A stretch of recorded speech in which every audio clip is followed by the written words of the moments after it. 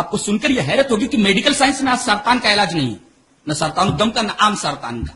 علاج نہیں ہے، لیکن آج سے 1400 سال پہلے نبی کریم صلی اللہ علیہ وسلم نے سرطان کے علاج کی طرف بھی ہماری رہنمائی کر دی ہے۔ حدیث اس طرح وان انس رضی اللہ تعالی عنہ ان ناسا اشتووا فی المدینہ فامرهم النبی صلی اللہ علیہ وسلم ان يلحقوا براعیه یعنی الابل فیشربوا من البانها وابوالها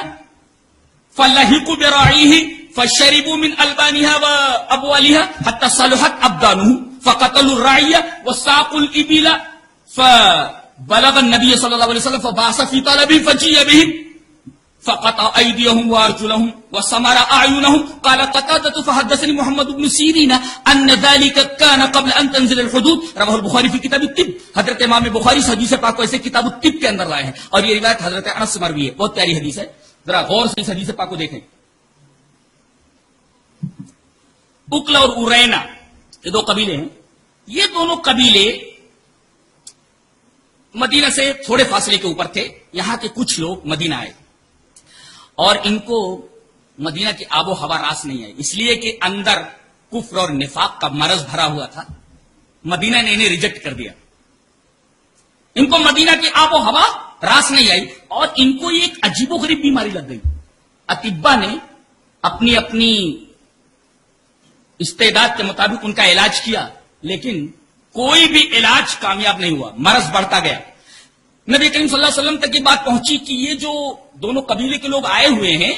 ان کو ایسا مرض لاحق ہو گیا ہے کہ تمام اطباء تھک چکے ہیں، کوئی دوائی کارگر نہیں ہو رہی ہے۔ تو نبی کریم صلی اللہ علیہ وسلم نے ان کو حکم دیا کہ مدینہ کے باہر جو زکات کے اونٹ چر رہے ہیں تم لوگ جاؤ، وہاں پر زکات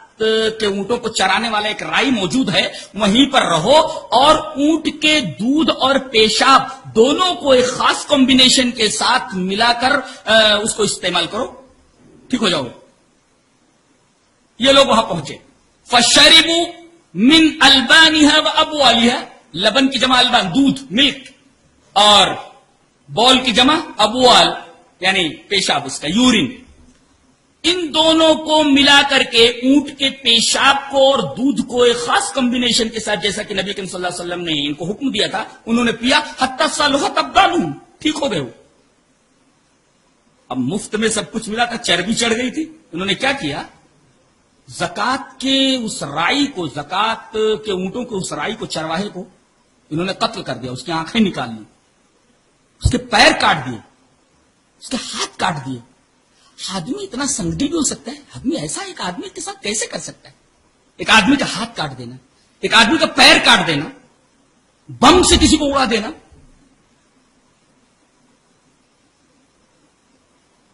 آنکھوں میں سلائی پھیر دینا، ایک انسان کے ساتھ ایسا کیسے کر سکتا ہے؟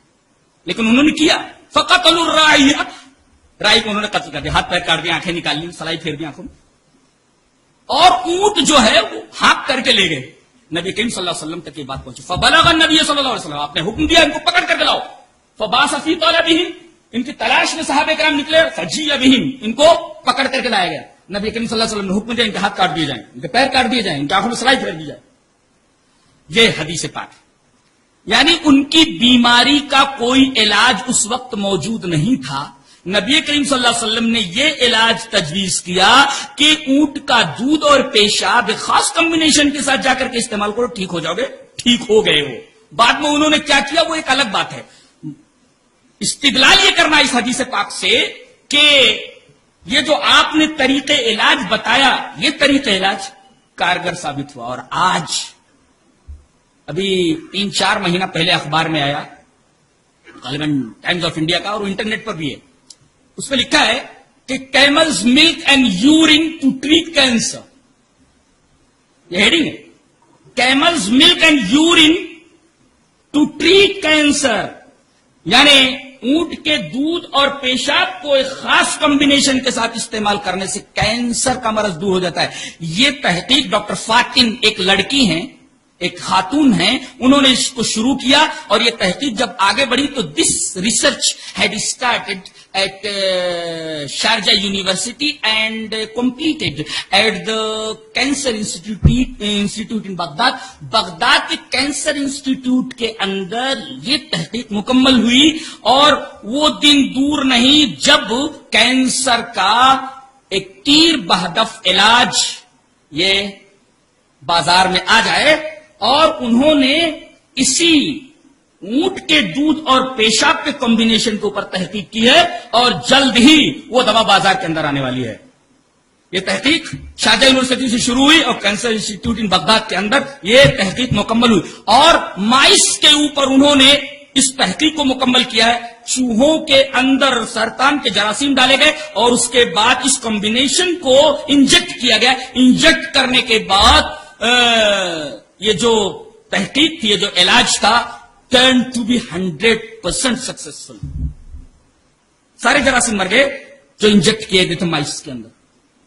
آج سے 1400 سال پہلے جناب محمد رسول اللہ صلی اللہ علیہ وسلم نے اس حدیث پاک میں کینسر کے ٹریٹمنٹ کی طرف اشارہ فرما دیا تھا۔ تو آپ ایک طرف خاتم الانبیاء ہیں تو دوسری طرف آپ خاتم الاطباء ہیں۔